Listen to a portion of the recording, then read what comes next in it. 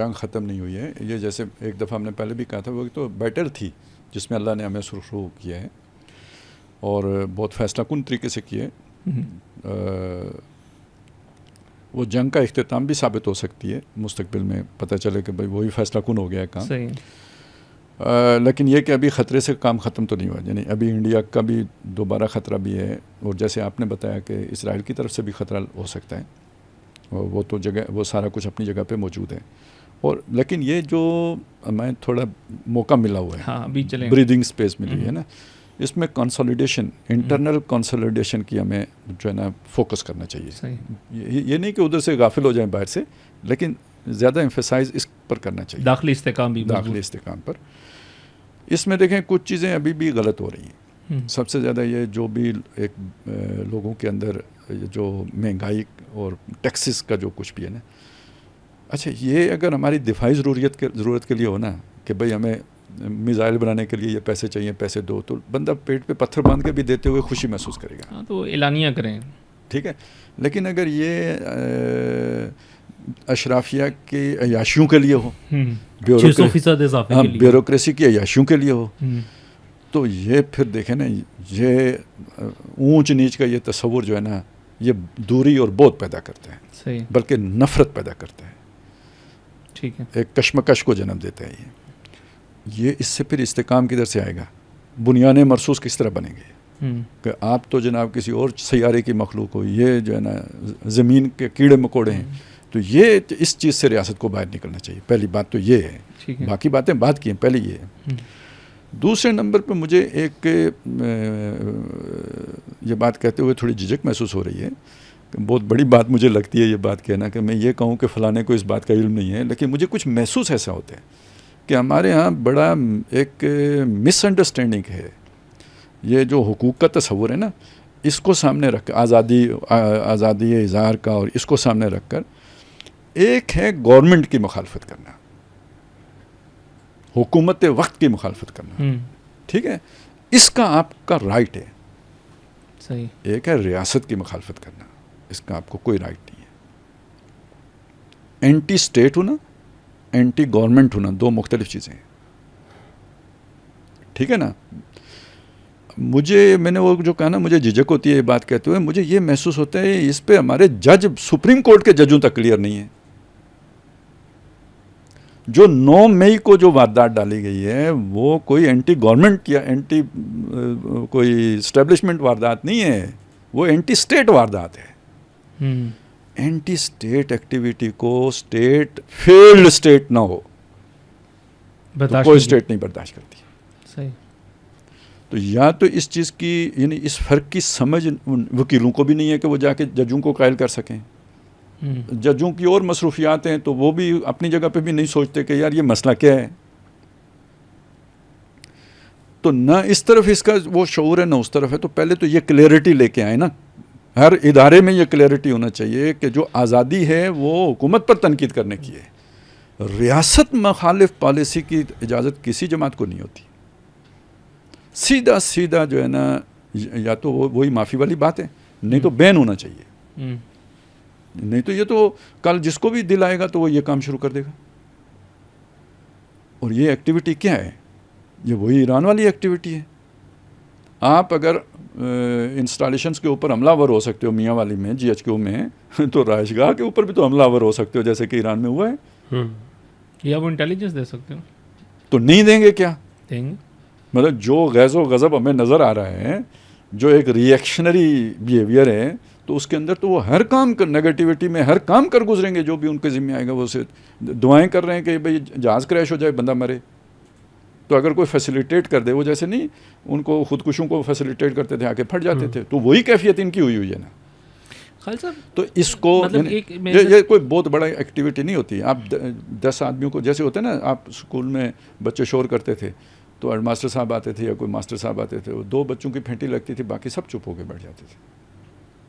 लेकिन वो फिर फेंटी होनी चाहिए, मतलब वो फिर पता लगे, वो जो होती है ना, फिर कोई सज़ा उस तरह की हो कि जिससे पता चले।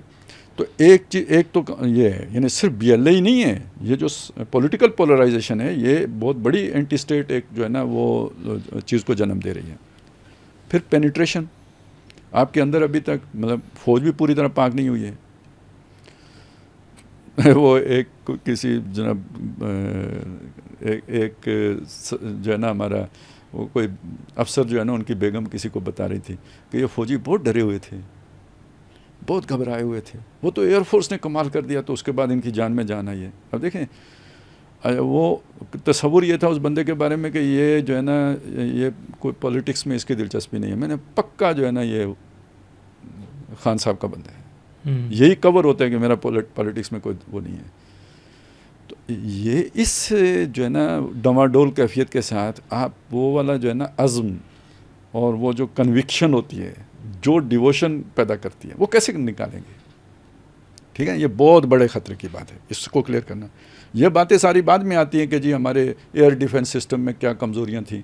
भाई इसराइल से अच्छा तो नहीं हो सकता ना, तो उधर भी ठका ठक बज गए ने, तो ये कौम को तैयार करें, वजह करते हैं भाई जंग में ये सब कुछ होता है, शोर में मत मचाया करो, और एक्सरसाइजेज करवाएं लोगों की ताकि पता चले भाई ये एक ज़हनी तैयारी यूँ भी होती है ना कि भाई आया कोई आपके मोहल्ले में, उधर किसी ने लेक्चर दिया कि भाई बम गिरे, तबाही हो जाए, आग लग जाए, कैसे करना है, भागना है तो कैसे भागना है, बचाना है किसी को, फर्स्ट एड कैसे देनी है, हॉस्पिटल कैसे जाना है, जहन खुद बनते हैं। ठीक है ना? ये काम अब सिर्फ बॉर्डर के एरियाज तक महदूद नहीं, अब तो जंग आपके मेन, अब दो कौमों की जंग होगी जी, सीधी सीधी बात है। ये दो फौजों की जंग नहीं होगी, ये अब दो कौमों की जंग होगी, और कोई भी जगह महफूज उसके लिए तैयार करना चाहिए, कोई जगह महफूज नहीं होगी। उससे आगे ये है कि जो है ना जो अब अपने जो भी मज़ीद सामान लेना है, जहाज़ लेने हैं, जितना जल्द अज जल्द ये सब कुछ हो सकता है, ये अल्लाह ने जो बीच में मौका दिया हुआ है, और सफारती जो डिप्लोमेसी करनी है, जो इताद बनाने हैं, जो दोस्त बनाने हैं, ये बहुत थोड़ा वक्त है हमारे पास, ये कर लेना चाहिए।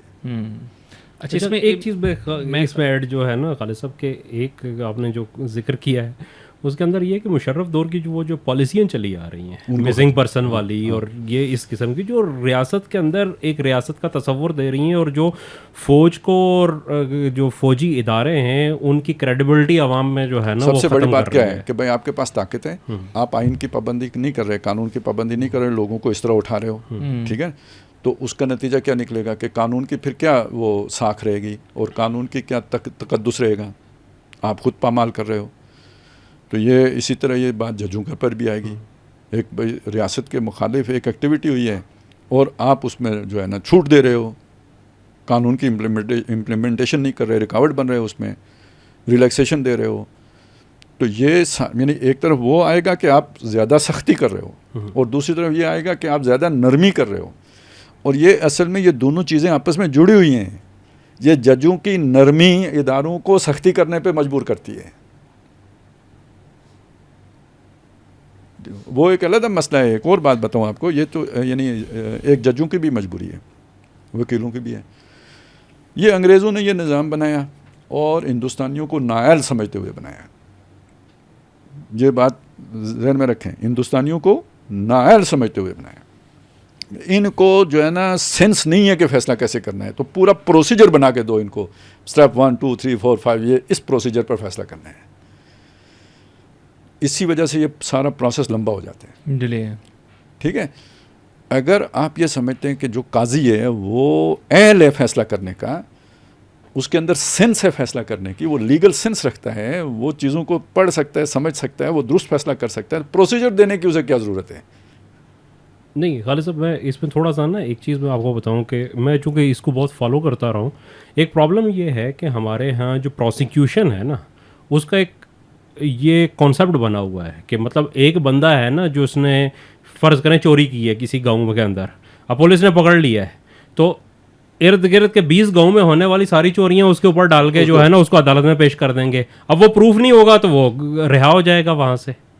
अब ये जो कॉन्सेप्ट वो बना हुआ है ना, यही चीज़ ऐसे ही है सर जी, मतलब सारी चीज़ों पर यानी ये पूरा जो ऊपर से लेकर नीचे तक जो है ना, ये इस्लाह की ज़रूरत है। बिल्कुल, अभी तो हम अदलिया की बात कर रहे हैं ना, उधर हम जाएँ ना तो उसका भी कोई तरीका हो सकता है। फ़र्ज़ करें आप एक थानेदार है, ठीक है, वो उसने FIR काटनी है या मुहर्रर जो जिसने भी काटनी होती है, आप जो है ना एक लोगों में से नुमाइंदा ले लें जो उनके साथ जब FIR कटे उसको बुला लें और वो इंश्योर करे कि ये चीज़ जो है ना पूरा सही वाला जो है ना वो केस बने, वो सारी चोरियां उस पर डाल के वो खाना पूरी ना करें। लोगों को भी एजुकेशन की ज़रूरत होती है। मैं आपको बताऊं, एक बंदा कत्ल हो गया, अब जिनका मकतूल है उनको गुस्सा बहुत आया, कत्ल एक ने किया, उन्होंने 10 के नाम लिखवा दिए उस गुस्से में, ठीक है, वो उन्होंने 10 के नाम लिखवा दिए। नतीजा क्या, नहीं उन्हें नहीं पता आज क्या होगा, आगे जाके क्या। अभी वो खुश हो रहे हैं कि 10 पकड़ा दिए, उनमें से एक भी छूटेगा, बाकी सब उसी वो वीक हो जाएगा, मिल जाएगा। शक का फ़ायदा मिल गया सारे। ज़ाहिर है एक वो तो 9 तो वैसे ही पकड़े हैं आपने, वो तो साबित हो जाएगा ये उधर था ही नहीं, तो फिर एक भी गलती हो जाएगा। तो ये झूठ से लोगों को भी बताना चाहिए कि आपका नुकसान होता है। और पुलिस वाले बताते हैं, झूठ सिखाते हैं। वो कहते हैं ये अच्छा जी वाकया ये हुआ था, ये इस पे तो कोई ख़ास नहीं बनता, आप इसे यूं करके करें। अब वो यूं करके करें वो झूठ है।